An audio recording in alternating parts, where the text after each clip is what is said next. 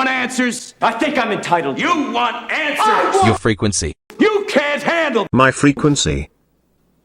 And now another in Time Epiphany. Begin transmission, March 8th. 2024, End Time Epiphany 6. Title, The Future Antichrist Follower's Lifestyle. Introduction. Recently we stumbled upon a relevant end times related article in the magazine Vanity Fair. The article is titled, The One Body Problem, written by Rachel Dodds in February 2024. The article centers on Brian Johnson, a tech entrepreneur who's trying to live forever, who started a company, Braintree, Kernel, a brain imaging helmet, and Blueprint. He is heavily a millionaire or billionaire who is heavily invested in the science of trying to defeat death, and using neurotech similar to the goals of Neuralink. We observe that his lifestyle is one that will be prominent in the end age, and we see the ideas that he possesses growing currently in the Western world. For how smart Brian Johnson, Elon Musk and others are, they are ignorant of the catastrophic downsides to implementing the death-defeating tech they so eagerly are trying to develop. Notice that Brian is not alone in the belief that soon, man will be able to live forever. Jared Kushner has also stated this, along with Elon Musk stating that aging is now a reservable process, and despite Elon's public image as the voice of warning and concern about AI and related tech such as Neuralink, he is plunging headlong into its development and implantation. Yuval Harari, who has stated we will become gods. The big question is what kind of gods we will be. Will we be merciful and wise gods? Or will we be petty, vengeful, and irresponsible gods? And the new powers that we are gaining now, especially the powers of biotechnology and artificial intelligence, are really going to transform us into gods. With especially the rise of brain-computer interfaces and biometric sensors and so forth, it is very likely that within, say, 50 years, people will literally be part of a network. All the bodies, all the brains would be connected together to a network, and you won't be able to survive if you're disconnected from the net, because your own body parts, your own immune system, perhaps depends on being constantly connected to the colony, to the network. And Yuval also states that we don't have to wait for Jesus Christ to return to live forever.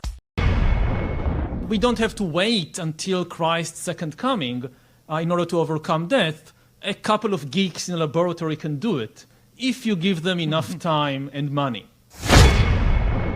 You have a lovely passage where you say, looking at the world today, God seems to be making a comeback, but this is a mirage. God is dead.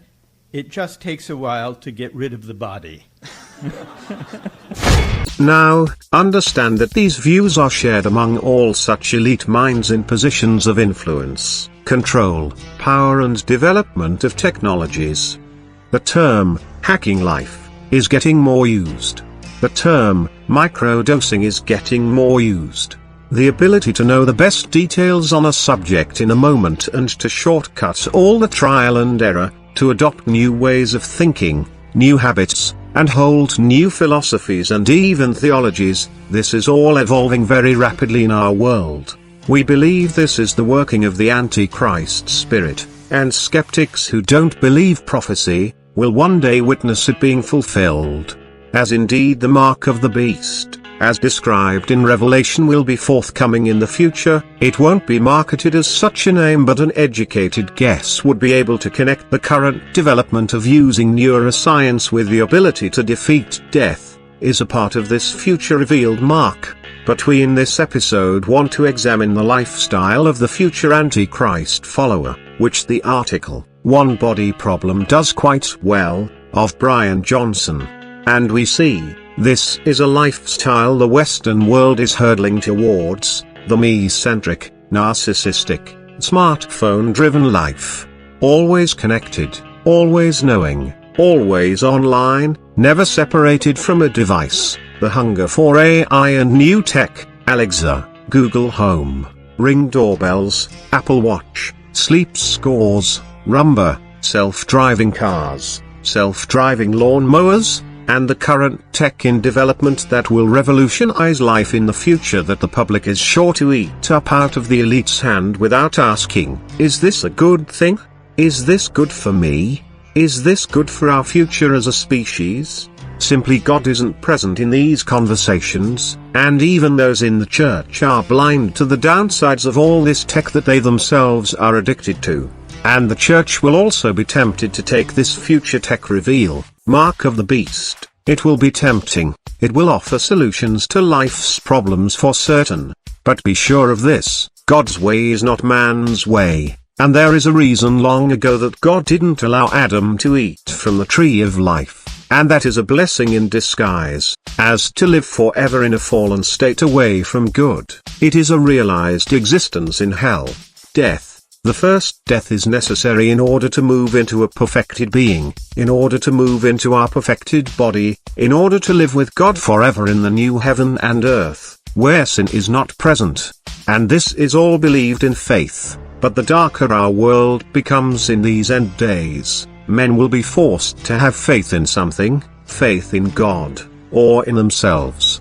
Most will be driven to faith in themselves or the antichrist, which will become one in the same, unless God wakes them up during the tribulation period to come. And this all leads to the question, what is the antichrist's goal in the end times setup? And that is this, to make you love your life so much, that you never want to give it up, for anything, not even for God himself. And if you notice how this world caters to quote-unquote self, you will not be surprised when these things happen. Maybe the goal of all this tech, the goal of pushing Amazon instant gratification button for all you want or desire, for controlling your most precious items in the palm of your hand. You control your world, you can achieve all you desire. All this latest tech and the tech to come, it's all catering to quote-unquote self, and selfish desires will push people over the limit of what they ought to do in the sight of God. Getting installments in their brain to be able to browse the web without using a finger, by simply their thoughts. Thanks Neuralink, but be sure of this is only the small step in the project. And if you can think back to the man from Apple who first invented the concept of the mouse on a computer screen back in 70s or 80s, it was revolutionary. Now people can control that mouse in their brain with an upgrade. Where will it end? Likely the future holds some vision that the Internet of Things will be connected to people's brains, and what's currently controlled in the palm of your hand, via smartphone, will be able to be controlled by thoughts and a brain-computer interface. Now some people may think these things will be awesome, others see it as a nightmare, but objectively these rapid developments in the end of days ought to make you and society question, what is life all about? What is the meaning of it all? Why are we even here on planet Earth? Why are people even born? Where did we come from? Where are we going? Why do we die? And most important for all existing, what happens after death? Unfortunately, most lemmings following the latest and greatest tech trends and $1,000 plus iPhone upgrades aren't and won't slow down to examine these very important questions about the meaning of our existence. These are questions you can only answer with God's help, and only the right answers are found in Jesus Christ. Though you and the world may be skeptics, may doubt, prophecy from Scripture is going to soon be proven as fact, make no doubt. But we as a society are all focused internally, inwardly. What can I get? How can I make my life better, easier, more comfortable, more satisfying? These desires are playing right into the hand of the Antichrist to be revealed, and he will seek to fulfill all your desires, even, we predict, offering you a version of eternal life on earth, of sorts. This will all be a part of the coming beast system discussed in Revelation. Will it be identified as such? Likely not by the world at large. Will it all come at one instant, the same moment? Maybe in stages, maybe all at once, difficult to tell. But those watching for signs, spotting the coming deception, spotting the antichrist system, will be able to avoid the trap, leading into the coming great tribulation, the day of the Lord, and to the mouth of hell for eternity. Yes, these things are no joke. We say this all in faith, and these coming things can be avoided.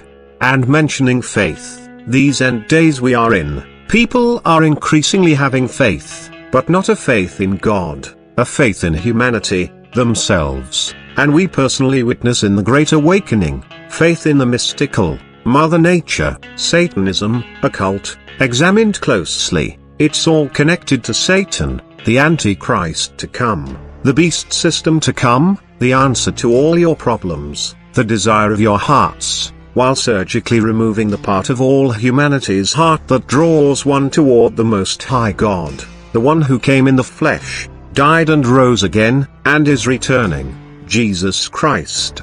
Thus we make this content for listening ears, in hopes it may help someone, skeptics, doubters, current enemies of Christ, to help them through conversion into the light, into God's saving grace. And depressingly, there are many in the church who don't examine end times things, who aren't prepared, whose minds are shut to seeing God's plan through the coming darkness. We seek the answers, we seek the solution through the darkness, we seek to know God's plan as revealed in Scripture.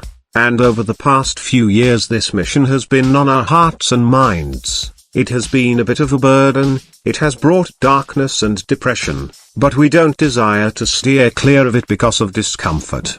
We would like to be able to assist God in His true wake-up during these end days. Yes, this is our calling, though the church may be asleep, and humanity, a day is coming, when people will no longer be able to go about their lives, mindless like a fish swimming in water. They will have to pay attention, ask questions, seek understanding, in difficult times coming. Maybe then, people will largely seek out content such as ours, offering assistance in understanding God's plan in the end days. Maybe then, people will stop following Instagram influencers who are mindless, paid and bought for, internet whores, click, like and subscribe brainwashed fools, Judas goats leading the herd to slaughter. The younger generation is desiring to have an easy lifestyle. The trend to be paid influencers is growing. It's all a pipe dream. It's shit. It's fairy tale land. It isn't work. Yet the dollars flow in. Chime, the beast system. Chime, the growing antichrist agenda, the march up the glide path to the revealing of the antichrist to come. This is where we are heading. So looping back to the subject of this episode, the article we came across in Vanity Fair, it offers a snapshot of what the future Antichrist followers' life will resemble. And from our perspective, it's a dark picture, yet the blind see it as bright. In examination of this article, please note the following discussed important themes and topics that relate to end days and people's hearts in this time. Love of self above all others. Ceasing of relationships if it hinders personal objectives, ceasing of marriage or binding agreements, establishing legal contracts for personal relationships to avoid financial fallout, to avoid public disagreements, the desire of powerful and rich to live forever and defeat death, the focus on pleasure, sex, the incorporation of psychedelic drugs, the trend of forsaking religion, or one's own faith and beliefs as antiquated, not seeking out religion, or God, but seeking solutions to life through science and technology, trying to live life by gaming the system approach, trying to live so efficiently it's like cutting off milliseconds from a 100 meters Olympic athlete's time, the focus on AI, the huge capital investments given to develop methods for neurotechnology and living forever, the actions of the rich and powerful that although they may die, try to preserve their bodies in hopes of regeneration someday soon in the future. And now, we present the article for your listening. The One Body Problem. Brian Johnson has spent millions on his twin quests for eternal life and a younger penis. And that's just the stuff you've read about. Other aspects of his mortal life tell a tale far more strange. February 2024 H. Dodds. You've probably read about Brian Johnson, the tech entrepreneur who's trying to live forever. After making a killing, about $400 million, in the payments processing business in Chicago, Johnson has devoted himself to becoming a rejuvenation athlete in Los Angeles, spending his waking hours tending to his body and his sleeping hours tracking everything from his heart rate variability to the duration and hardness of his erections. He calls this endeavor Project Blueprint. Johnson doesn't have a publicist.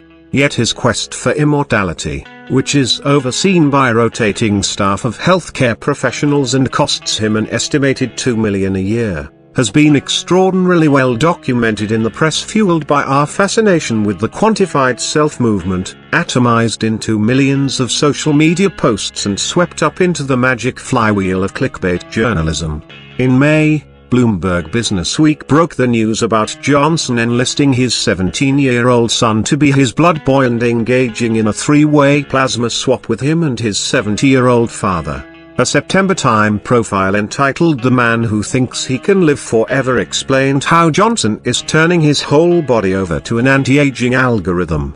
His lead doctor, Oliver Zollman, was profiled in Fortune. A dissection of his 1,977-calorie diet appeared in the Daily Mail. The New York Post delved into the therapy he's using on his penis. According to Johnson, the penis rejuvenation therapy involves shocking his appendage 3 times a week, with the objective to increase his nighttime erections from 2 hours and 12 minutes to 3 hours and 30 minutes. The announcement included a diagram in which a block of Swiss cheese transitioned to a cucumber. Multiple randomized controlled trials showed that shockwave therapy improves erectile dysfunction. We are testing whether it improves total nighttime erections, subjective sexual performance, sexual satisfaction, and medical imaging-based penile markers, Johnson wrote on X. The Onion's take 45-year-old reverse-aging billionaire announces his dick finally as small as babies. There's a Reddit community where Johnson's disciples debate whether they should use half of a Brazil nut or a quarter of a Brazil nut in a recipe for vegan pudding. On his 500,000-follower Instagram account, he's often shirtless or wearing tight-fitting tops with strategically placed cutouts, his hair cut short and dyed, with grandiose captions in which he likens his mission to that of the Antarctic explorer Ernest Shackleton. One recent Instagram post depicted him completely naked, standing in a home gym with a kettlebell for a fig leaf. The caption reads, "Sticks and stones may break my bones, but hate will only feed me." Naturally, he has said he's considering a 2024 run for president, though he's also pawed around supportively with RFK Jr. since he started attempting to reverse his biological age using a combination of supplements, prescription drugs, some for off-label use, a reduced-calorie diet, and various cosmetic procedures. Johnson's looks have morphed from normie tech bro to jacked cyborg. A lot of people, they'll comment on my appearance, saying I look like a vampire, or recently, an elf from The Lord of the Rings, Johnson said on an episode of the Whoop podcast, giggling with delight. On a late September day, speaking to me via Zoom, he looks more like an animated porcelain doll, a digitized Dorian Gray in earbuds. His t-shirt says "Don't Die," the title of his recently released self-published book, written under the name of his alter ego, Zero. He describes it as an exploration into the practical and philosophical ideas about the future of being human. Reading the book, which begins with a summary of Zen and the art of motorcycle maintenance, felt more like an exploration into the internal monologue of someone hallucinating. As Johnson speaks, staring directly into the camera, his effect is robotic, his posture rigid, his eyes piercing. "I don't think any human has ever done what I'm trying to do," he says.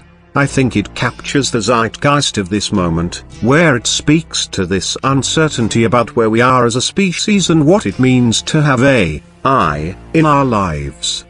Johnson often says that he has built an algorithm that takes better care of him than he can take care of himself. Although the day-to-day details vary, he generally wakes up around 4:30 a.m., and the measurements begin: body fat, muscle mass, temperature, and sometimes an MRI. He's recently started taking folistatin, a gene therapy that has been shown to extend the lifespan of mice.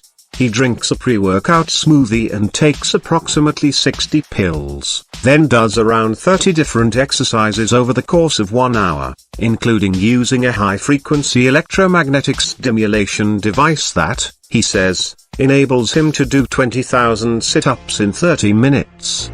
By 9 a.m., Johnson has already eaten breakfast and lunch: steamed vegetables topped with undutched dark chocolate and hemp seeds, plus the aforementioned pudding with a quarter of a Brazil nut, and put himself through various treatments. Dinner, some type of salad, often with sweet potatoes or beets, usually takes place at 11 a.m., followed by approximately 40 more pills. Bedtime is at 8:30 p.m., which means he is typically fasting from around noon to 4:30 a.m. On social media, he posts about his perfect sleep, his bone mineral density, his liver's perfect enzymes, and his urine flow rate, and periodically releases data that purports to show that his organs are younger than his chronological age, which is 46. The demanding blueprint lifestyle leaves little room for romance. Yet Johnson has said he's on the dating scene. A New York Post article entitled "I'm 45, a billionaire, obsessed with staying younger and hard to date" suggested that Johnson's online dating profile should start with the line "Proceed with caution." On Instagram, Johnson posted a list of notes for potential dates, including scheduled sex and "You're not my number one priority." In an interview in May with the Live Well Be Well podcast, he told host Sarah Ann Whitlin that he likes to give prospective partners a heads up on all the reasons why I am a bad idea, adding that he thinks it's fair to inform them up front that, "Here's how far I deviate from what a reasonable person in the year 2023 could expect someone else to behave." But there are other ways, beyond the blueprint regimen, in which Johnson's behavior deviates from reasonable expectations. According to a civil complaint filed in California Superior Court, Johnson broke up with his fiancée, Taryn Southern, in the fall of 2019, when she had just finished chemotherapy for stage 3 breast cancer, threatened to fire her from her job at one of his companies, and forced her to move out of their shared home. It all began when Southern refused to sign a separation agreement with an extensive NDA, and declined to post on her social media accounts a joint statement that they remain best friends who have decided to look forward to continuing their cherished friendship. Weakened by cancer treatments and under what her lawyers argued was Johnson's escalating pressure campaign to secure her silence, Southern wound up signing what she perceived to be a less restrictive agreement without retaining a lawyer. By October 2021, her cancer was in remission, and, after an unsuccessful attempt to reach a confidential settlement, she was ready to fight back. Her attorneys sought a trial by jury, and damages they believed were in excess of $1 million for 8 causes of action, including infliction of emotional distress, breach of contract, and loss of earnings.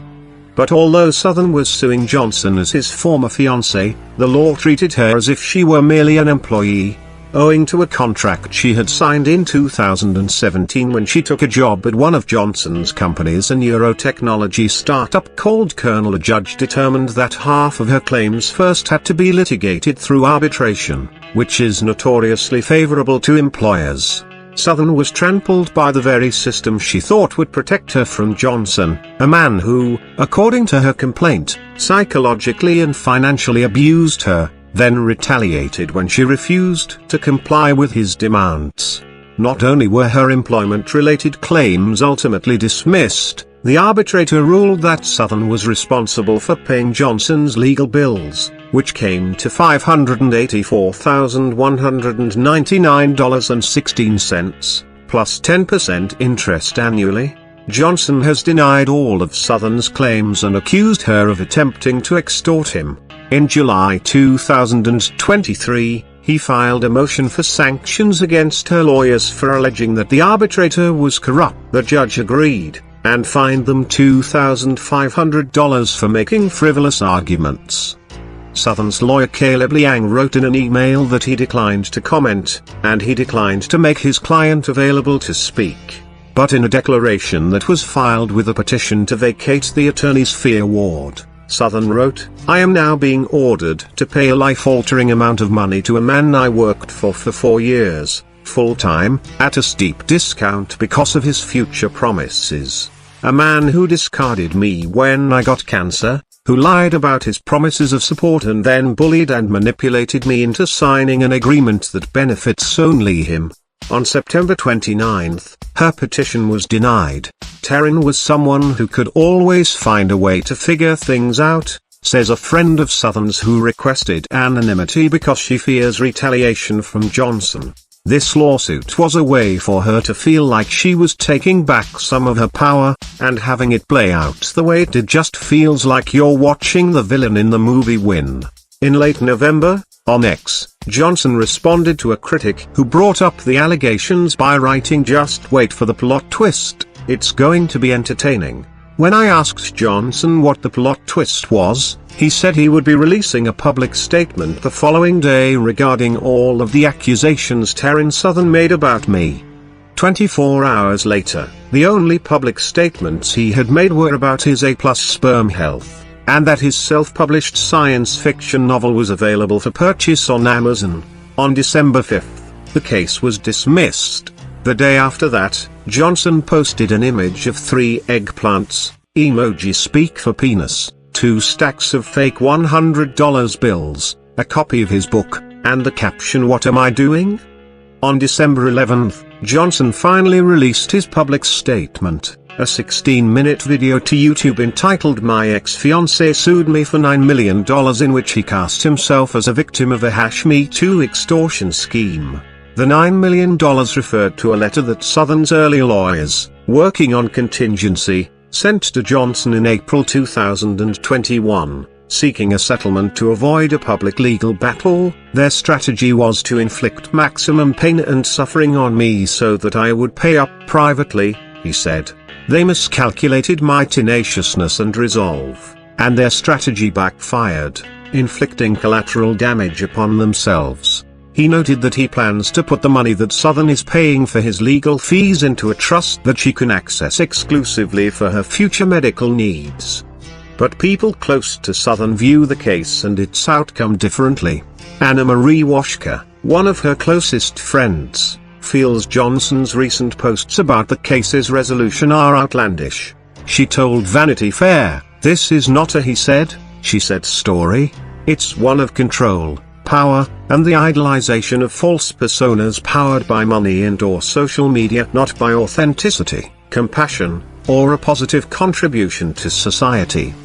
Before the lawsuit, before the cancer, before crossing paths with Johnson, before anyone knew what a digital creator was, Taryn Southern was one.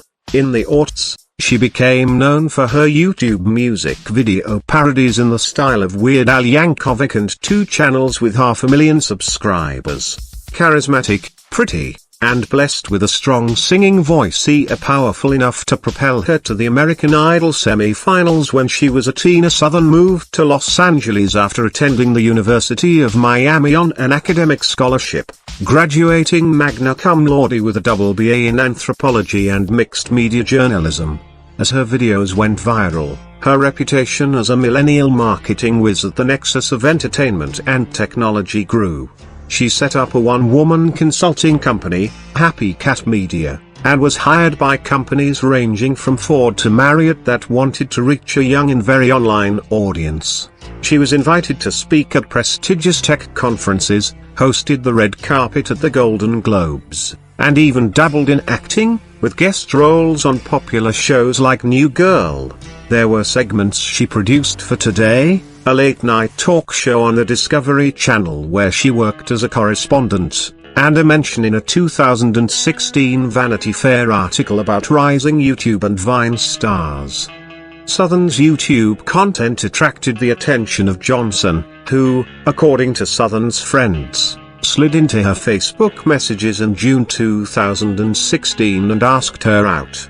At the time, Johnson was a divorced dad who was embracing his new identity as a wealthy tech prophet after breaking away from Mormonism and emerging from a decade-long bout with depression.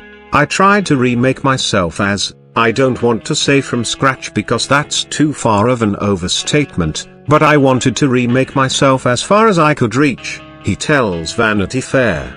Money was scarce in the Johnson household as he was growing up in Springville, Utah. His father, a lawyer who was disbarred in 1992, was an addict and separated from Johnson's mother, a substitute teacher, when Johnson was 3.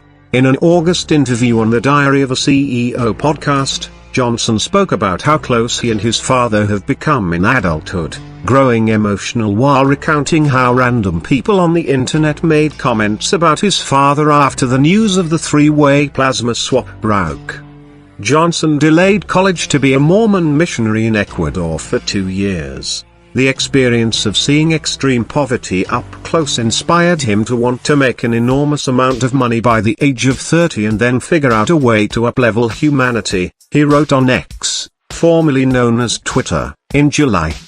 When he returned from Ecuador, he enrolled in college at Brigham Young University and parlayed a cell phone sales job into his first successful entrepreneurial venture, hiring college students to sell cell phone service for him.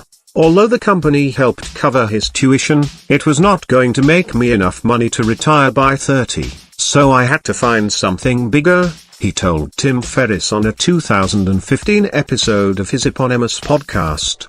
The episode was called The Rags to Riches Philosopher. Johnson's next move was starting a VOIP company that went out of business, after which he tried his hand in a real estate development venture that also failed. By 2006, he had moved to Chicago to get his executive MBA at the Booth School of Business, where one of his favorite thinkers, Nobel laureate Gary S. Becker, taught. Deeply indebted and with a family to support, he took a job selling credit card processing services to retailers door to door. The requirement was like, if you could fog a mirror, you could work for these guys, he told Ferriss. Your actions and behavior are consistently physically revolting, Southern wrote to him on Signal on Christmas Eve. You are not the man you want others to see. Before long, Johnson was the company's #1 salesperson, and he had a new idea to disrupt the fragmented, opaque credit card processing business. He called it Braintree, after the hometown of one of his heroes, John Adams, and entered it in a business school competition, which he won. Braintree grew via bootstrapping as companies ranging from GitHub to Airbnb became clients until 2011, when the company, with about 40 employees and a few $1 million in annual revenue, took on a $34 million Series A investment from the prestigious venture firm Axel Partners. Johnson took a multi-million-dollar payout and kept a stake in the business. A few months later, Braintree formally announced that Johnson would be replaced as CEO by Bill Reddy, who had been Axel's executive in residence. Reddy is now the CEO of Pinterest. In 2013, when the company was sold, Johnson, along with his two brothers, one served as Braintree's CFO and the other was on the sales team, and his sister, an accountant for the company, all exited. In interviews, Johnson takes credit for the sale of Braintree. And certainly he deserves credit for noticing a gap in the market for transparent payments processing, growing a loyal team, and building up a book of business that made it attractive enough for Axel Partners to invest in. But it was Reddy who orchestrated Braintree's $26.2 million acquisition of Venmo in 2012. At some point, there was a significant business disagreement, according to multiple sources, and in the months before Braintree was acquired by PayPal, Johnson was barred from entering the company's headquarters. Johnson says that disagreement led the CEO to taking an action that I disagreed with, but that Johnson chose not to make a big deal about it because it was in the best interest of the company that we have the discussion with eBay, which at the time owned PayPal. In 2013, Braintree was sold to PayPal for approximately $800 million in cash, of which Johnson says he netted close to $400 million. Bill Reddy and PayPal president David Marcus were photographed at the Nasdaq on the day the deal was announced. Johnson wasn't mentioned in the press release. Part of Johnson's self-mythology, which he speaks about often, is how the daily grind of entrepreneurship took its toll on his mental and physical health. I had been, for 14 years under the crushing pressure of building multiple companies. I was in a bad relationship. I was trying to leave my born into religion. I wasn't sleeping. I was 50 pounds overweight. I had been depressed for 10 years, and so I was not in tip-top shape, he tells me. When a friend took him to a Brooklyn warehouse party to cheer him up after selling Braintree, he remembers feeling so liberated that he danced for 7 hours straight. When the music stopped in the morning, I was disappointed because I wanted to dance more, he says, adding that he was not under the influence of any drugs at the time. He finally was feeling that sense of release that comes with never having to worry about money again.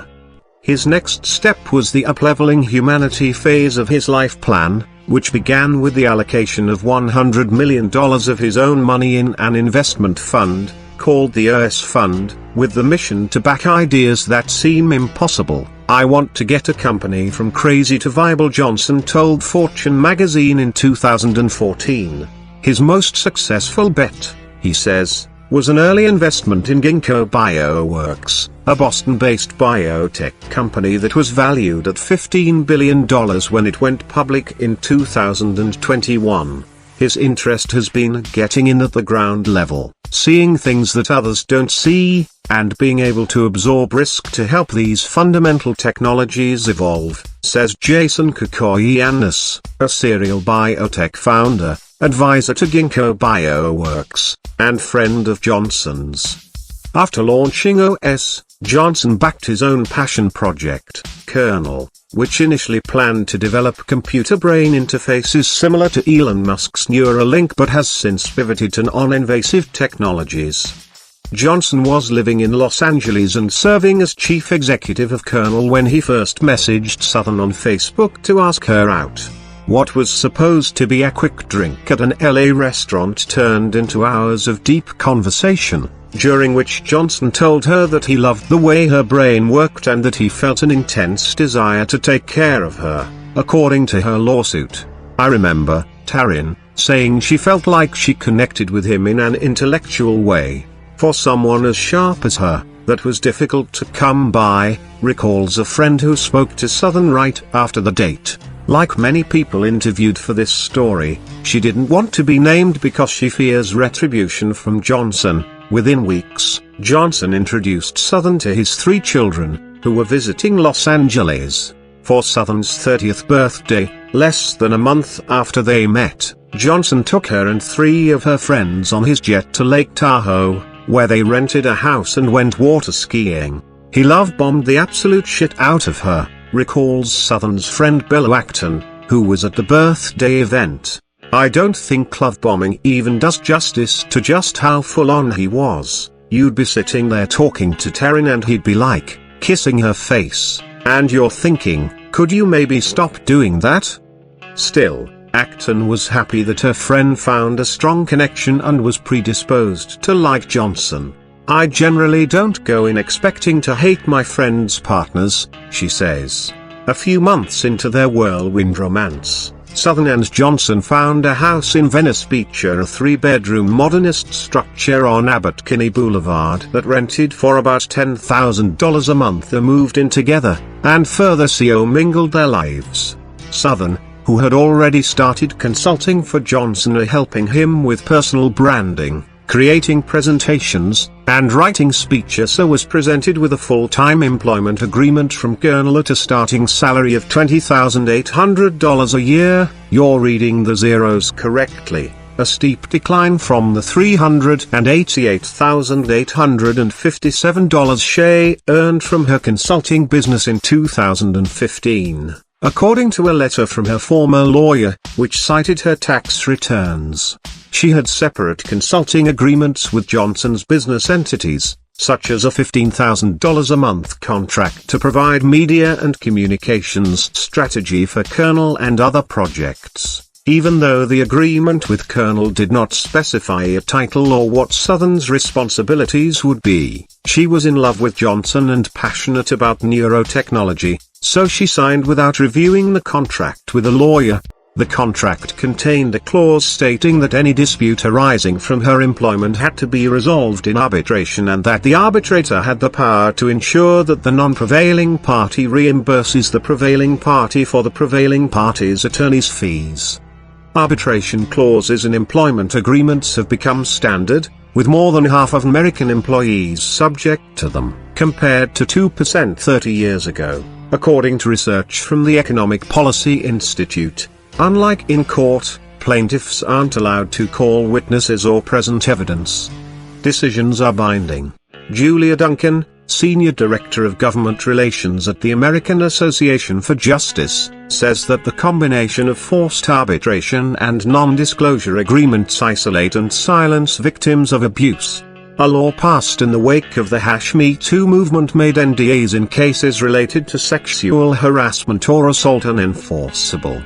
Early on in the relationship, Southern's friends started to have misgivings about Johnson's behavior. Southern's friends say he was frequently on psychedelics. Johnson has spoken in interviews about his embrace of mystical experiences and has a tattoo on his forearm of 5-MeO-DMT, also known as the God molecule, derived from dried venom secreted from the Sonoran desert toad.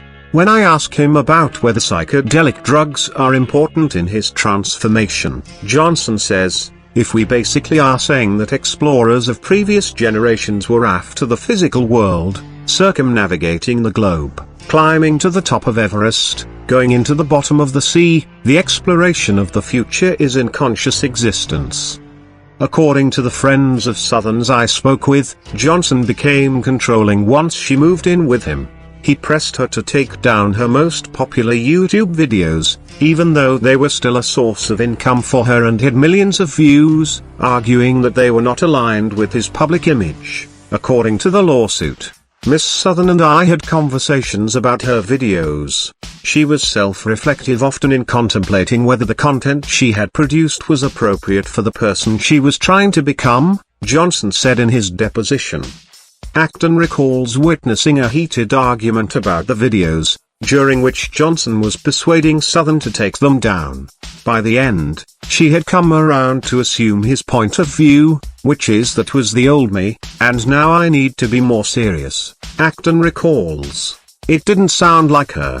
Johnson also convinced Southern to sell a rental property she owned in Los Angeles because it detracted too much of her attention and was not really a worthy or necessary pursuit. According to the lawsuit, he pushed her to have all of her mail sent to an out-of-state mailbox, according to the lawsuit, and would communicate only via the encrypted Signal app and burner phones. When asked about the burner phones by Southern's attorneys, Johnson confirmed he used them to control spam and marketing calls.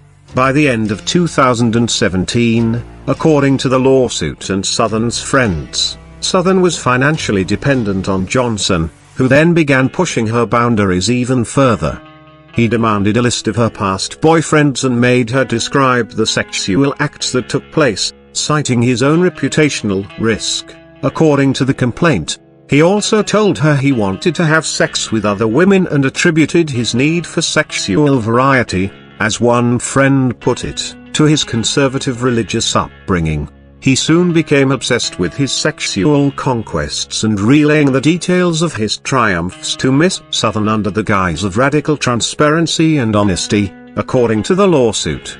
A declaration Southern provided to her lawyers described an incident that took place while she was staying with Johnson at the Bowery Hotel in New York in February 2017, in which he allegedly called a prostitute to their shared room and had sex with her while Southern pretended to be asleep. When Johnson was asked about the incident in his deposition, his lawyer advised him not to answer. Miss Southern and I had an open relationship, Johnson maintained in his deposition, though Southern's friends say that's not true, insofar as Johnson was the only one allowed to be non-monogamous, and even then the arrangement was short-lived. About 10 months into the relationship, After seeing a couples therapist, Johnson agreed to a 2-month trial period for monogamy, and once that was over, Southern was unwilling to go back to the way things were, friends say. She gave Johnson an ultimatum: unless he was able to be exclusive, she would have to break things off. At that point, Johnson told her he was committed to monogamy. Southern's friends say the relationship improved, and soon he proposed marriage with a cat-shaped engagement ring. The proposal itself was a grand gesture, captured on film at sunset at Bombay Beach, California, in March 2018 as Southern was directing a documentary about advances in neurotechnology, a project that Johnson was financing and appearing in to burnish his image in the field. "I got engaged to my best friend. She and I are two peas in a pod. I never imagined that a relationship could produce this much happiness and value," Johnson wrote in an email to friends and business associates in May 2018. The email, which contained a link to a nearly 5,000-word essay Johnson wrote entitled "A Plan for Humanity," was forwarded to Vanity Fair by an entrepreneur who had received it. For their engagement party 6 months later, Southern sang a couple of songs from her A.I. produced and composed second album, IAMA. Johnson got on stage and recited a poem he wrote to Southern as she stood next to him. Exuberant, "We transform ourselves into photons and collapse ourselves into a star," he said to the assembled crowd, according to a video taken by someone who was there. The party mixed business with pleasure, with Johnson inviting founders of companies he had invested in via his O.S. fund as well as journalists, such as Bloomberg's Ashley Vance, who has written several profiles of Johnson. The documentary that Southern had been directing at the time of the proposal wound up premiering at the Tribeca Film Festival in May 2019. Entitled "I Am Human," it tells the stories of 3 people struggling with severe disabilities whose lives are improved by computer brain implants. The documentary doubled as a not-so-subtle sales pitch for Colonel, complete with Johnson's signature brand of transhumanist evangelism. In one scene, Johnson is shown donning a Colonel brain imaging helmet and looking at a screen of squiggly lines while musing in voiceover, "Imagine you had a brain interface that you could just put on your head. No surgery required, and you could see all of your brain activity, all out in front of you." For Southern, the premiere should have been a triumphant moment, a documentary that zeroed in on an extremely complicated subject, the latest advances in brain surgery and computing, debuting at one of the top film festivals in the world, to positive reviews. The Verge called it a modest but informative, compelling look at the real people who take risks on big medical breakthroughs, while Wired praised it for revealing heaps of information about the human brain and recent excitements in neurology. But while at the festival, she felt a lump under her arm. A few weeks later she found out she had stage 3 breast cancer.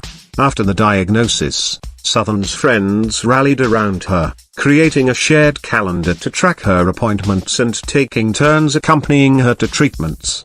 Johnson, friends say, grew increasingly distant. Brian was not present at all, recalls Anna Marie Washka, who flew out to Los Angeles from New York a few times to take her to chemotherapy appointments. In October 2019, right as Southern was finishing her last round of chemotherapy and preparing for surgery and radiation, Johnson broke up with her. Friends say she was shocked, although Johnson described their breakup as mutual in his deposition. Client reports, Johnson broke up with her unexpectedly. Read a note from Southern's therapist dated November 2, 2019, which was submitted as part of her petition to vacate the award of Johnson's legal fees. Calling her a bad deal and a net negative, Johnson told Southern she had to move out of the house as soon as possible, because, according to the lawsuit, it would be too inconvenient for him to move. In a text message to her friends around the time of the breakup, Southern said that Johnson had told her that she used cancer as a weapon to make everything about her. To help Southern get on her feet after moving out, Johnson verbally offered to pay her rent and living costs for a year. A few weeks later, As Southern was recovering from surgery, she told Johnson that she had found a place to live. In response, she received correspondence quantifying the offer of 1 year's support at $149,000 and $5,000 a month for rent, $7,000 a month for living expenses plus up to $5,000 for a mover, but made receiving the money contingent upon signing a separation agreement containing a broad N.D.A. with a $500,000 fine for each potential violation. Her lawyer at the time advised her not to sign it and wrote back to Johnson's lawyer proposing more favorable terms, $1 million. The counteroffer enraged Johnson. To say Brian is disappointed in Taryn's proposed settlement would be an understatement, Johnson's lawyer wrote in a letter, adding that Johnson was rescinding his offer of financial support. In the same letter, he threatened to legally pursue Southern for half of the rent of their shared home and said that her notice of termination from Colonel would be forthcoming. To make matters worse, Johnson revoked a conflict waiver he had signed earlier, which had permitted Southern to use a lawyer from the same firm that had been working on the documentary. As a result, Southern was left without legal representation. On Thanksgiving, right before the December 1st deadline Johnson set for Southern to vacate the house, Washka helped Southern move into a cottage she had rented in Los Angeles. A photo on Instagram to commemorate the 1-year anniversary of the move shows Southern, eyes puffy from crying, with Washka by her side. While my body still ached from chemo and surgery, my heart ached even more from the shock of losing someone I had loved to the greatest depths. She wrote in the caption. Johnson didn't have the basic human kindness to pay for the movers, Washka recalls. As she prepared for the next phase of her cancer treatment, negotiations surrounding the unsigned separation agreement continued to weigh on Southern. A therapy note that was included as an exhibit by Southern's attorneys stated, "Client notes intense feelings of anxiety and fear based on ex's financial threats." By February, Southern hadn't received any support from Johnson, including $70,000 she was owed for directing the documentary. She hadn't yet been officially fired from her job but, according to friends, knew it could happen any day. Outside of a consulting project with one of Johnson's companies related to continued marketing on the film, she would soon have no steady source of income, rendering her even more dependent on her ex. She had also started taking the cancer drug tamoxifen, which she wrote in an email to her doctor leaves me unable to function normally. Johnson, meanwhile, was on various dating apps, requiring that potential dates sign NDAs prior to meeting. An acquaintance of Johnson's who set him up with a friend confirmed that the friend signed an NDA, with steep penalties, then went to meet Johnson at his house. During the date, Johnson told her how lucky she was that he was devoting his time to her, after which she started to feel uncomfortable and left, the friend recalled. The friend spoke on condition of anonymity out of concern that going on the record would lead to the identification of the woman, who is terrified of being sued by Johnson. In his deposition, Johnson confirmed that he asks women he dates to sign NDAs because it is known that it is appropriate to have a shared understanding of a relationship with someone else and to consummate in writing the shared expectations of both parties, he said, according to a transcript. By Christmas, Johnson was in Mexico with his children. Southern had sent them gifts and was hurt that Johnson didn't call her to check in. Your actions and behavior are consistently physically revolting, she wrote to him on Christmas Eve, according to a screenshot of a Signal message submitted as evidence. You are not the man you want others to see. 2 days later, she texted her friends, "Fuck the contract." Following her decision, she called Johnson and told him that she wasn't going to sign the separation agreement, describing it in her declaration as exploitative. But Johnson would soon resurface with a charm offensive, taking his ex out to dinner, going for walks, offering to attend couples therapy, and telling her he wanted to get back together. He even volunteered to accompany Southern to a bell-ringing ceremony to mark the end of her radiation treatments. Southern's friends say they weren't told about the ceremony at the time. By that point, in January 2020, they would have been furious to hear that Johnson was there. He framed it differently: "I was the only person in her life that she invited to the most sacred ceremony of beating cancer as evidence of how I had rearranged my life to help her beat cancer," Johnson said in his deposition. "This is a man who lives in a world of his own delusion," says a friend of Southern's, calling his description of rearranging his life insincere.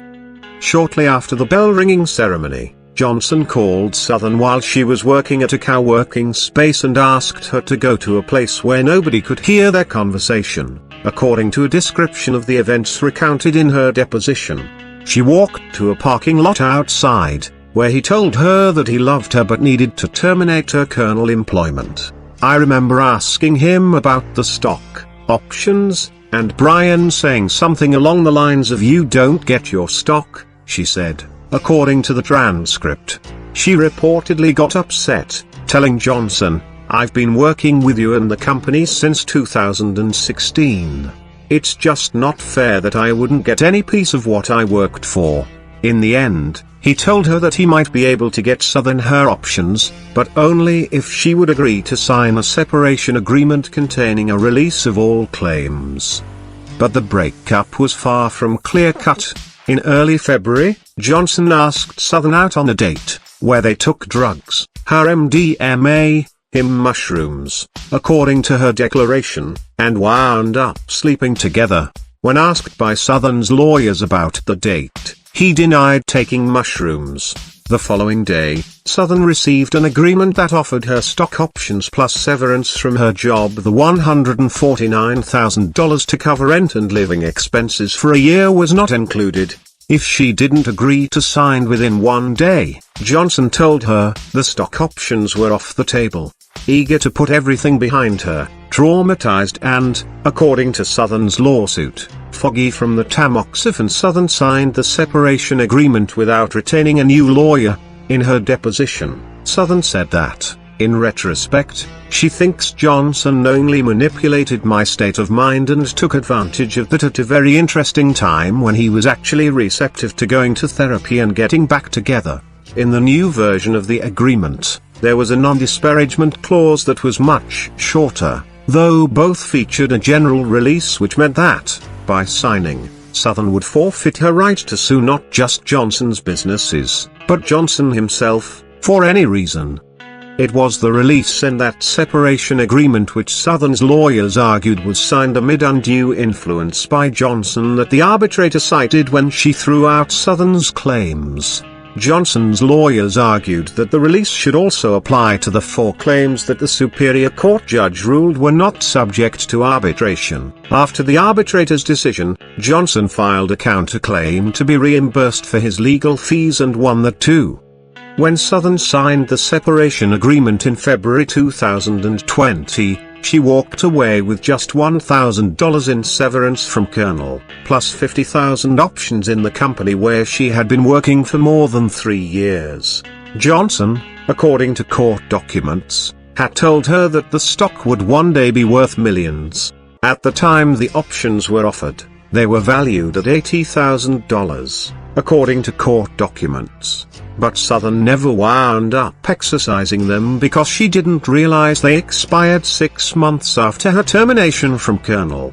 Thanks to lies, coercion, evasiveness, and misrepresentations from Brian, I had unknowingly signed a worthless contract, Southern said in a declaration that was filed to the court. Even if she had exercised the options, they may ultimately prove to be worthless, as is so often the case with privately held startups with ambitious plans to revolutionize science. Colonel's website now says its mission is to accelerate treatment discovery, improve patient outcomes, and transform neuromedicine.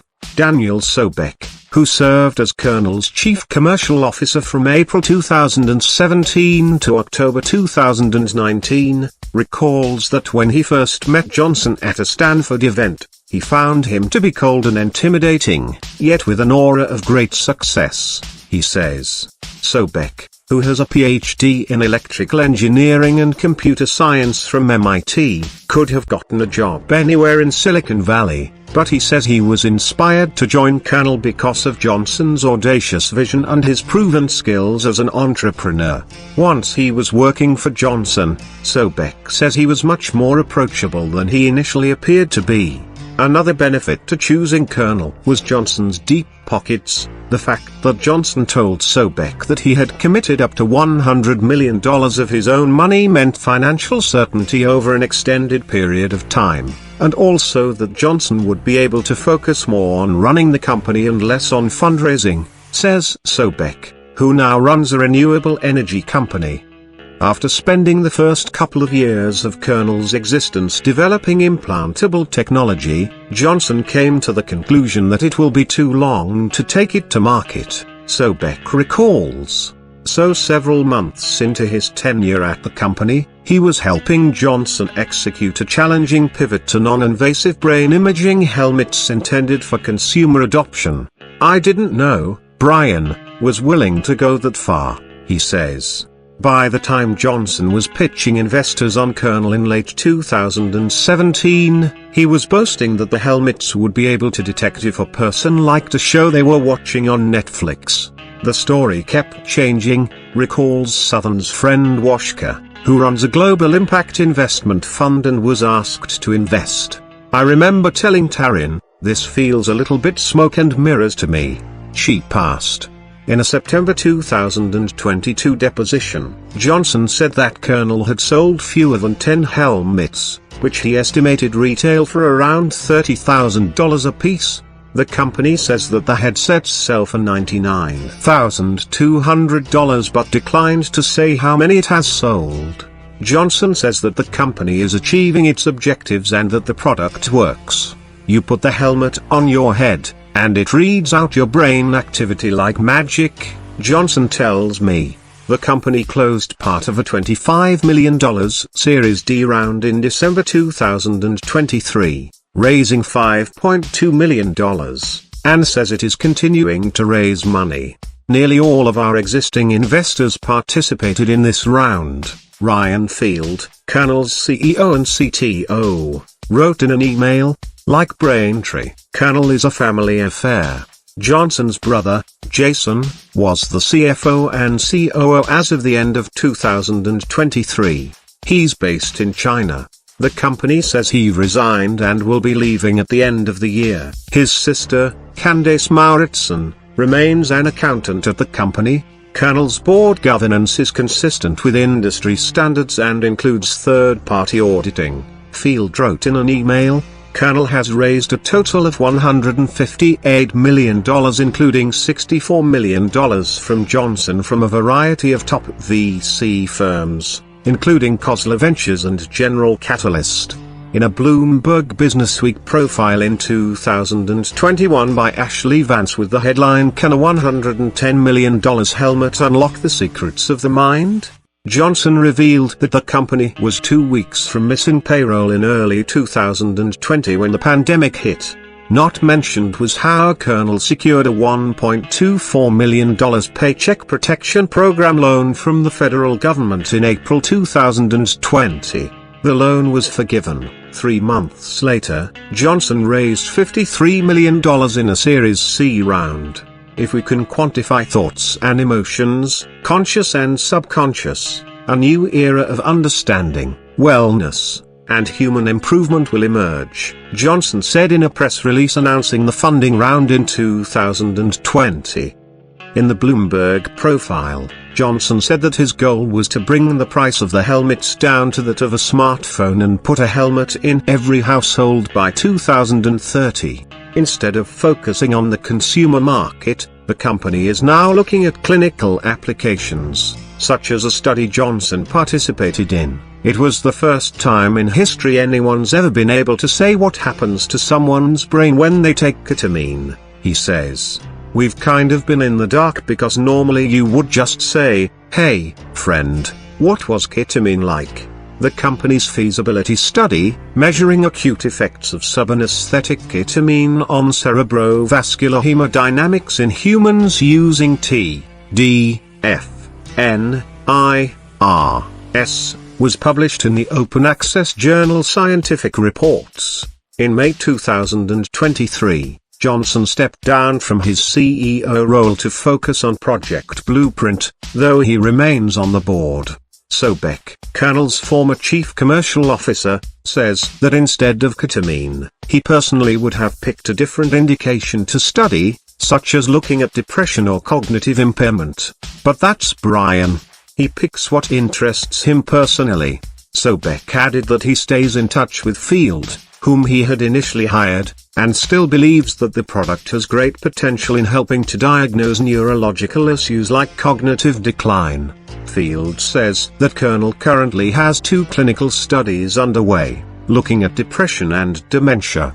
Khosla Ventures is supportive of Colonel's vision under new management to focus on the brain and decoding brain signals, says Shernaz Deva, a spokesperson for the venture capital firm. General Catalyst declined to comment. Johnson, meanwhile, is dedicating most of his time to his Don't Die creed occur. In October, he was getting ready to join his friend, the DJ Steve Aoki, on stage at a club in Las Vegas at 1:15 a.m. on a Sunday morning to celebrate 6 months of perfect sleep. I am trying to expand the understanding people have about Blueprint, of how one can prioritize their health and wellness and still do the things in life they care about, he says, adding that he will sleep from 7:45 p.m. to 1 a.m., then go back to sleep after the event, where he planned to jump up and down on the stage and throw Don't Die t-shirts to the crowd.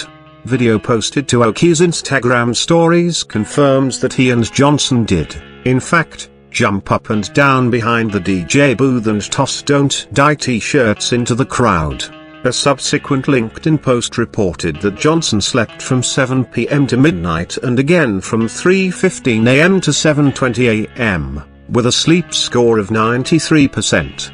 The most significant opportunity we have is to aspire to an existence which exceeds our imagination, he wrote. Since the dawn of human civilization, rich and powerful people, most of them men, have attempted to evade mortality. China's first emperor, searching for an elixir that would grant him eternal life, wound up poisoning himself with mercury and dying at 49. Ponce de Leon set sail for Florida in search of the mythical fountain of youth. Sir Isaac Newton was obsessed with creating an immortality-bestowing philosopher's stone that could turn metals into gold. Fast forward 400 years, and some of the wealthiest individuals and companies are bankrolling anti-aging research as the glacial, careful pace of science doesn't necessarily fit Silicon Valley's move fast and break things ethos. Calico, an Alphabet subsidiary, says on its website that it is combining the best parts of biotechnology and academic research without the constraints of either. Amazon's Jeff Bezos reportedly invested in Altos Labs, a startup focused on cellular rejuvenation programming. Living forever has become the ultimate techno-utopian dream as billionaire founders grow increasingly optimistic, or increasingly delusional, that there's no problem, not even death, that can't be solved via technological disruption. PayPal co-founder Peter Thiel, who reportedly was an early adopter of plasma transfusions from young people, the inspiration for a plotline on the Blood Boy episode of HBO's Silicon Valley, has donated millions to the Methuselah Foundation, which became known for an award given to the scientist who can produce the oldest mouse. He's signed on with a service that will freeze his corpse when he dies and whisk him to Scottsdale, Arizona, where his body will be preserved with the help of machinery and chemicals in the hopes that he can be revived one day. The frenzy of investment activity has led to a widespread belief among billionaires that death is optional, or at least a solvable problem. Jared Kushner proudly proclaimed in 2022 that his will be the first generation to live forever or the last generation that's going to die. When I ask Johnson whether he thinks he will live forever, he says, anyone who dares to suggest that there's some kind of limit on how long we can live doesn't know what they're talking about. His lead doctor, Oliver Zollman, the founder of an online longevity school for clinicians, estimates that in an ideal world, Following the blueprint protocol, Johnson would live to 115, but with a significantly longer health span. Although early results are promising, he says that Johnson is relatively young and with less age-related damage, so some of the reductions in his quantified age reversal have been less dramatic than those he's observed in older clients. As Indiana Jones said in Last Crusade, living forever is still an old man's dream. Yet scientists are finally making significant progress in determining why we age, transforming what was once a backwater of biology into one of the hottest new areas of scientific research. When I became a geriatrician, people were like, "What?" says Luigi Ferrossi, who is overseeing a longitudinal study on aging for the National Institutes of Health. Today, there is incredible interest because we are discovering that we can alter the pace of aging. For example, scientists are now able to determine how old a person is, with an error margin of a few years, just by looking at markers on DNA contained in a drop of blood. This is what's known as epigenetic age. Johnson has boasted that he has reduced his own epigenetic age by 5 years since he started Blueprint.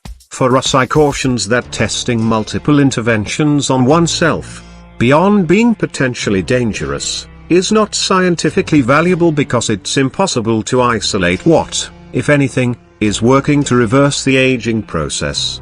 An experiment with an N of 1 tells you nothing, says Ferrossi. If an extremely wealthy person really wants to advance knowledge, he says, they should give their money to researchers. Zolman says it's absolute bullshit to assume that an individual experimenting on himself can't be scientifically useful, citing Barry Marshall's self-experimentation with Helicobacter pylori, which led to a Nobel Prize in Physiology in 2005. Plus, Zolman says he's aggregating data from his 60 clients with the ultimate objective to get people like Johnson to fund larger studies about the biology of aging. That's what Andrew Steele, a scientist and author of a book called Ageless, The New Science of Getting Older Without Getting Old, tried to convince Johnson to do with his money. After suggesting on Twitter that Johnson use his wealth to eliminate the funding gap in a promising study of metformin, a diabetes drug that Johnson has been taking, Steele found himself blocked. Steele also made a YouTube video in which he looked at Johnson's various claims one by one and determined that, at best, the results of his various interventions were inconclusive. What has become increasingly clear is that his plan is to monetize Blueprint, says Steele. On the Blueprint website, Johnson is currently selling branded olive oil 225 fluid ounce bottles for the low price of $60. There are also affiliate links to various products he uses in his protocols, like Face Washington. In October, he announced on X that a subscription food program called Blueprint Autopilot was launching in December. But when I asked Johnson about his timeline to turn Blueprint into his next big business venture, he says that monetization is really not that interesting to me. What is interesting to him, he says, is how, as a species, we're facing multiple existential threats.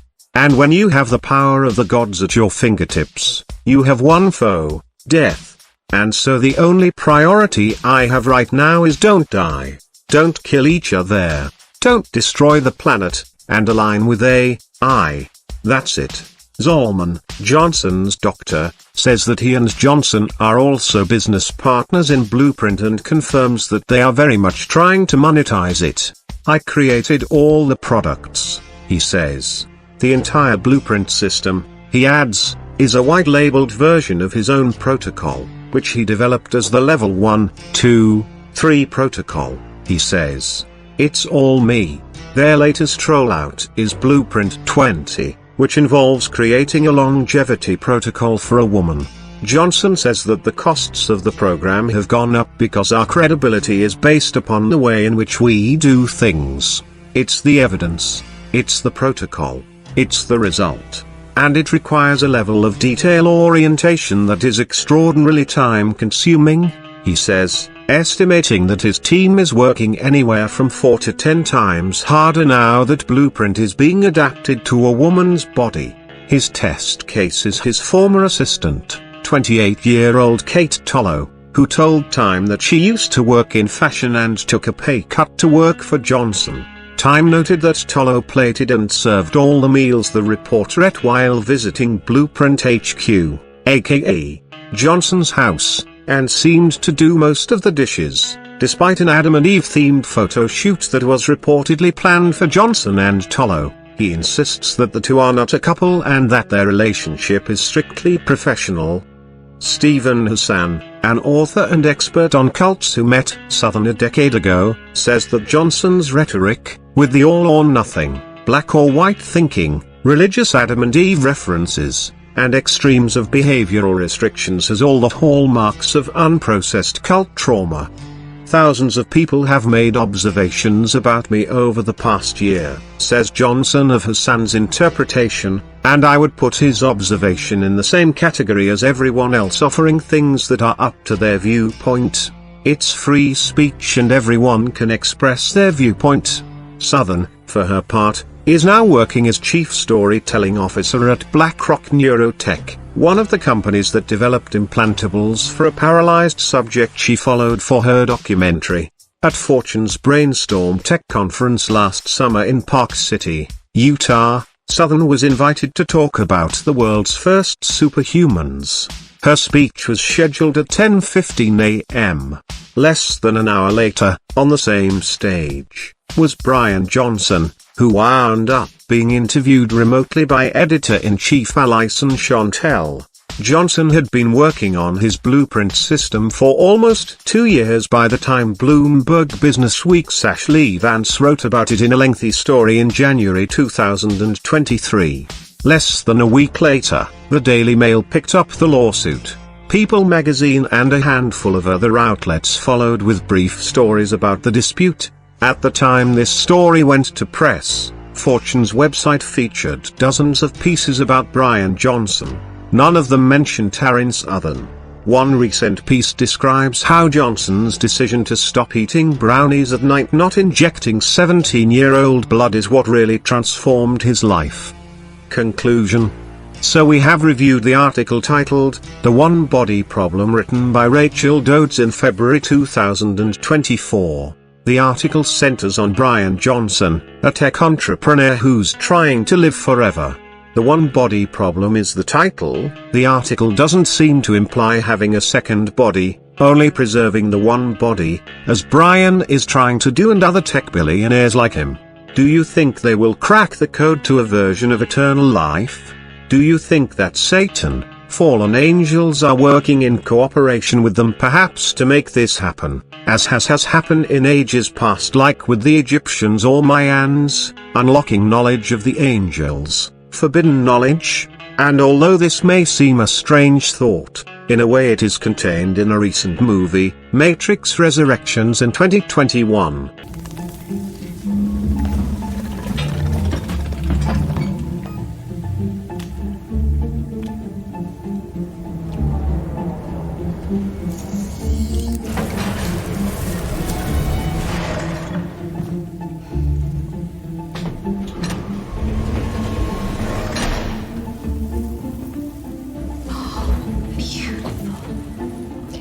This is Freya, head of botany, and this is Quillian, our lead digitalogist. I presume our guest needs no introduction. Nothing travels faster than light, except gossip. Welcome to the garden, Neo. A strawberry? Using digital code from the Matrix, we retro-convert it into DNA sequences. And they grow here. It's not easy augmenting the genome to photosynthesize biosky, but We're getting there. Go ahead, try it.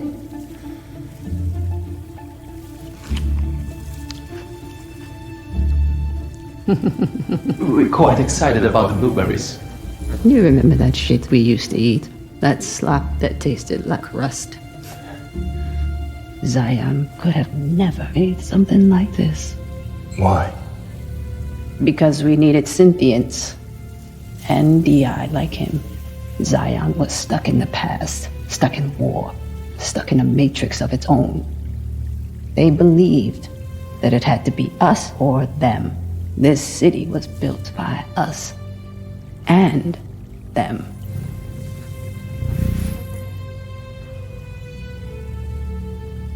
Focus on the being made up of small metal balls.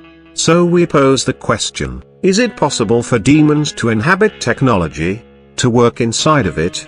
Is it possible for the mind of Satan to enter into an AI system? In the occult, demonic activity is attached to material items, locations, houses, places within this world. Why? How?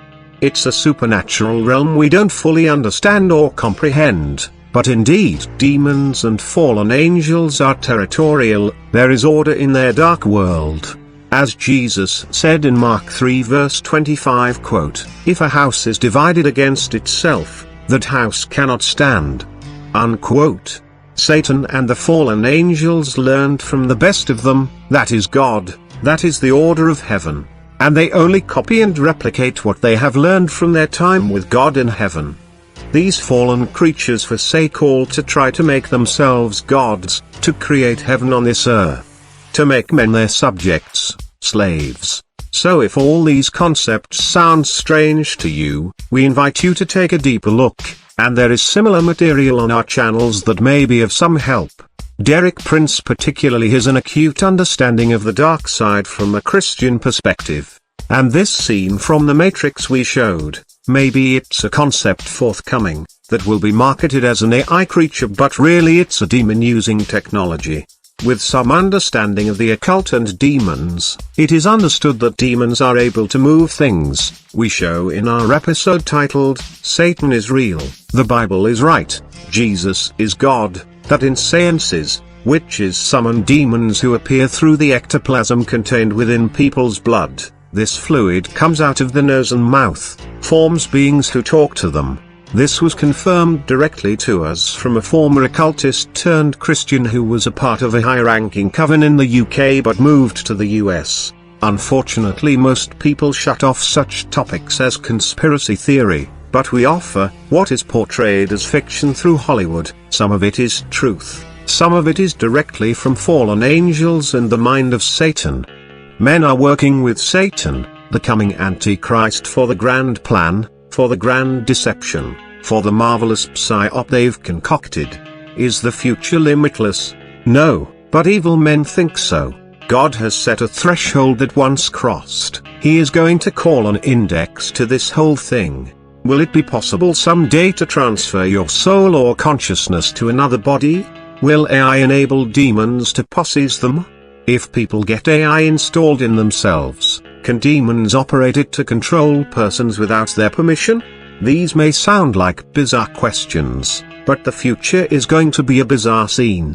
What may come? How quickly will it arrive? Elon Musk gave a rough estimate of 10 years till this AI is like a scene of everyday life in the movie Star Wars. Maybe these developments happen sooner. We believe that at some point, the AI will be incorporated with the mark of the beast system, and this will trigger those unwilling to go along who will be executed, namely the tribulation saints. Will the Antichrist appear before or after these events?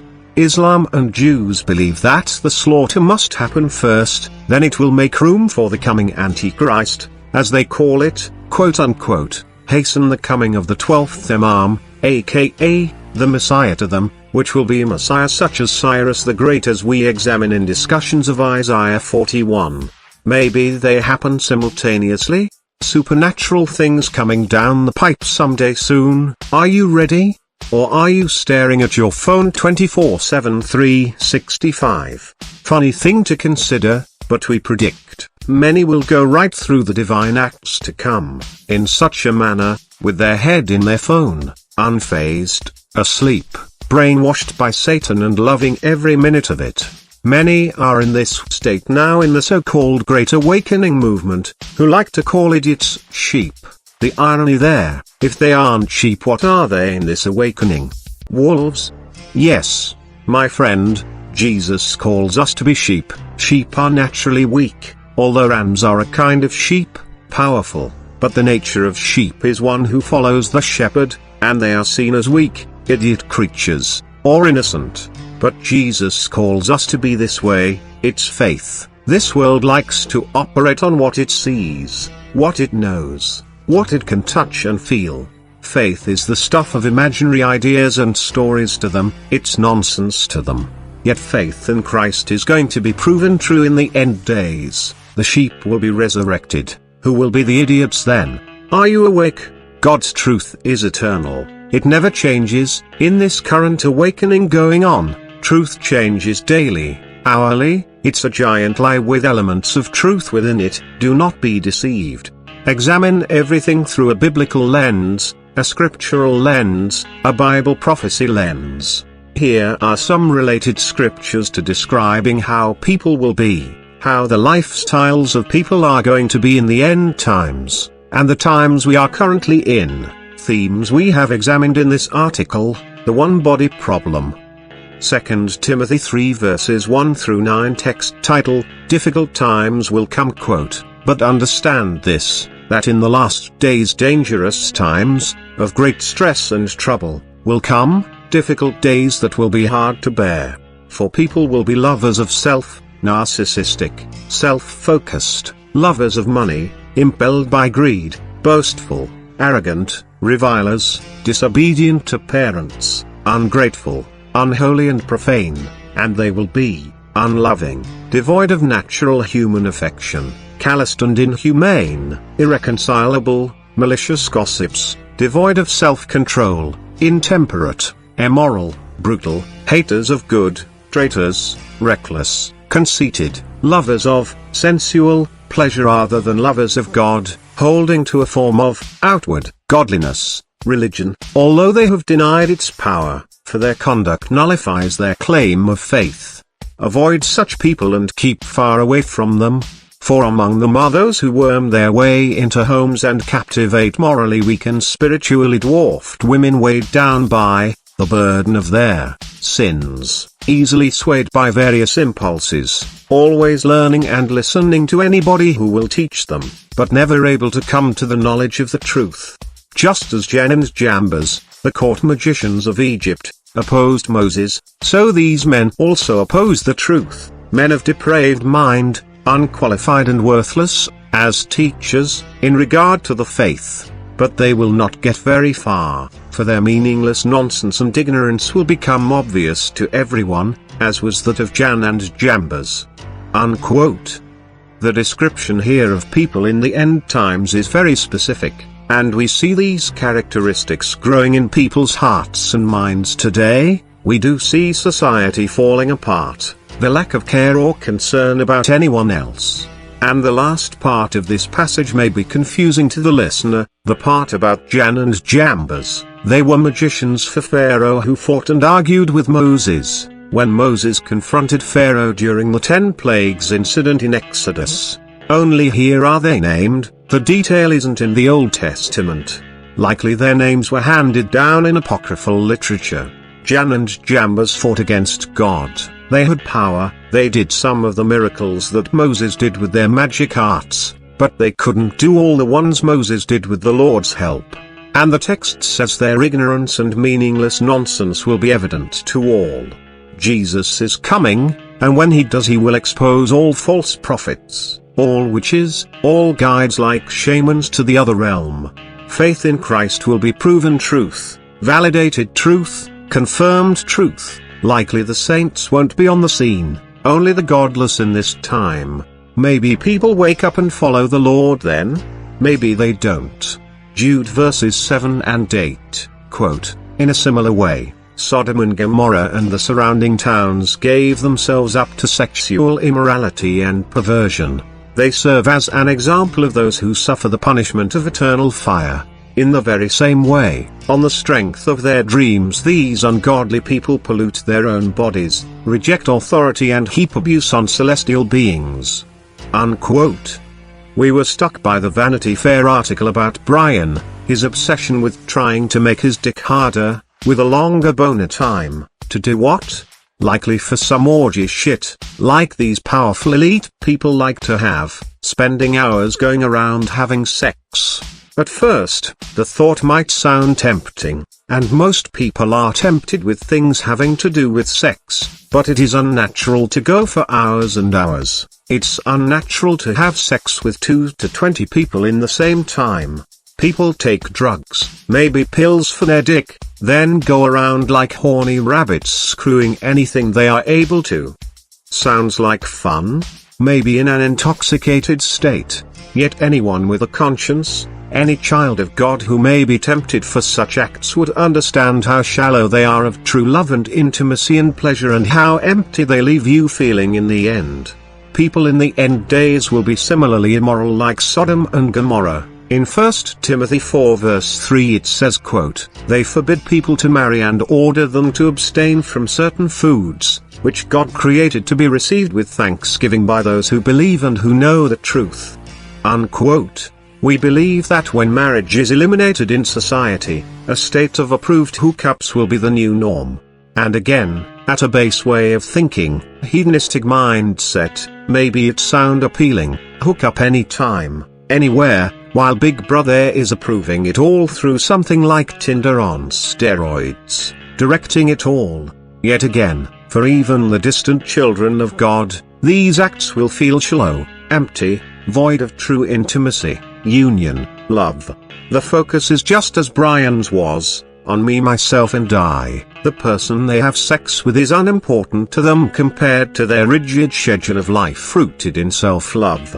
Another note on this Jude passage talks about people in the end times seeking powerful dreams who pollute their bodies. This is what psychedelics do. They vomit, shit themselves while trying to see angelic beings, trying to receive guidance and direction in the spiritual realm. And we don't say their visions are fake, we state they are supernatural deceptions. Children of God will understand this. God is only approached in faith, not by means of the material realm we live in. Revelation 22 verses 14 and 15, quote, "Blessed, happy, prosperous, to be admired, are those who wash their robes in the blood of Christ by believing and trusting in him, the righteous who do his commandments, so that they may have the right to the tree of life, and may enter by the gates into the city. Outside are the dogs, the godless, the impure, those of low moral character, and the sorcerers, with their intoxicating drugs, and magic arts, and the immoral persons, the perverted, the molesters, and the adulterers, and the murderers, and the idolaters, and everyone who loves and practices lying, deception, cheating." Unquote. It's interesting fact that some in the realm of satanic occult, Illuminati refer to themselves as dogs, or the temple of the dog. Dog is God backwards, and there is irony here, and some of these in dark circles take these titles or facts of scripture with pride, and even think it's a bit humorous. There is a similar concept with the biblical description of Satan. In Hebrew it means, the shining one or shimmering one, yet it was largely translated serpent in the text. And likely, Satan is both. He is a holy being who has rejected the Lord God. He is fallen. He was likely an archangel like Michael or a cherubim creature as described in prophecy sections contained in Daniel and Revelation. Side note, interesting fact, did you know that Daniel in the Old Testament and John in the New are the only ones referred to as beloved? Daniel and John were ones who received special prophecy about end times as well. These connections are divine, intentional, and communicate the hand of God at work. The prophecies overlap and intertwine, create a full picture. The book of John has 21 verses. Revelation, which John wrote, has 22 verses. We've heard explanation that both John and Revelation have themes per chapter according to the Hebrew alphabet in order. Revelation has a +1 chapter, similar to our explanation for 7 + 1 = 8 episode. 8 is a new day. The 22 chapter of Revelation is all about the new age to come, the Lord established in his kingdom, and his people there who receive him. Take good note of the descriptions of the people outside the kingdom of God, as these descriptions do describe people in our current time. Particularly it sticks out to us about the drugs and magic arts. These things are increasing currently. Psychedelics are going mainstream, the occult practices are also rising. And indeed these things offer portals or gateways to the other side, but it isn't to communicate with God, it is communicating with demons, fallen angels and Satan. Make no mistake of this fact. And although the visions and dreams had while summoning demons and fallen angels may appear grand and marvelous, they are deceptions and lies. They come from beings trying to manipulate, control, and deceive you until the very end of your life, to worship them, not the true Lord God who is Jesus Christ. Final thought. The end of the world cometh. Are you ready? Some are with glee, like Uville, like Brian Johnson, like Elon Musk, Jeff Bezos, Jared Kushner and many others unnamed working behind the scenes in great positions of power and authority, kings of the earth as Revelation states directly. Will you seek to preserve your life like Brian and don his Do Not Die t-shirt? Or if presented with the question that if you affirm as true, you will be executed for, that Jesus is Lord, how will you choose to answer it? The Son of Man must suffer many things, and be rejected of the elders and of the chief priests and scribes, and be killed. And after 3 days rise again. Be it far from thee, Lord. This shall not be unto thee. Get thee behind me, Satan. Thou art an offense unto me. Thou savest not the things that be of God, but those that be of men.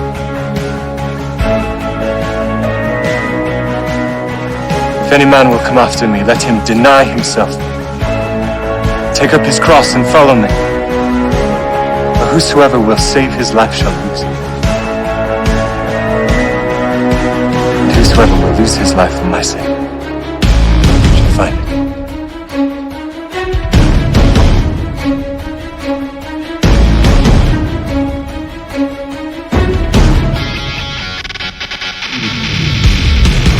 What is a man profited if he shall gain the whole world and lose his own soul? Or what shall a man give in exchange for his soul? For the Son of Man shall come in the glory of his Father with his angels.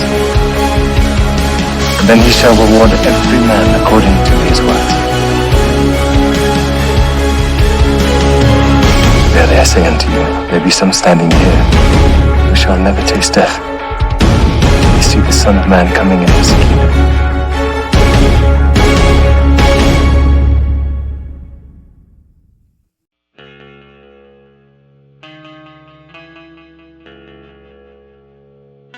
Your life depends upon that, your eternal being.